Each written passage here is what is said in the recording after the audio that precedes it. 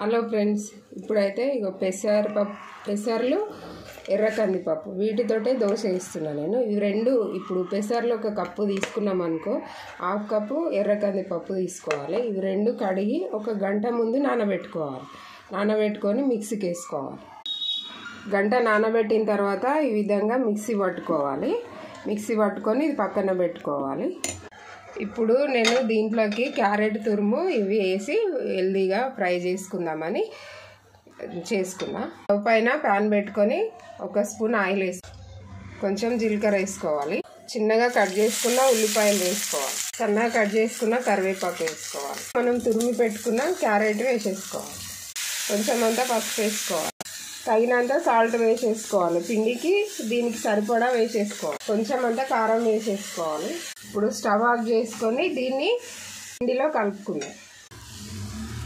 పిండిలో వేసేసుకొని కలుపుకోవాలండి. స్టవ్ ఆన్ చేసి దోశ పెనం పెట్టేసుకోవాలి. వేడి కానివ్వాలి. ఇట్లా టిష్యూ తోటి క్లీన్ చేసేసుకొని ఒక స్పూన్ వేసేసుకొని స్ప్రెడ్ చేసుకోవాలి. ఇది పప్పులది కాబట్టి అంటుకునే ఛాన్స్ ఉంటుంది. ఇట్లా స్లోగా స్ప్రెడ్ చేసుకోవాలి. ఇట్లా చుట్టూ ఆయిల్ వేసుకుంటూ రావాలి. ఇది మంచిగా కాలనియాలి. లేట్ అవుతుంది కొంచెం, కానీ మామూలు దోశలాగా తొందరగా కాలదు, లేట్ అవుతుంది కానీ మంచిగా కాల్చుకోవాలి.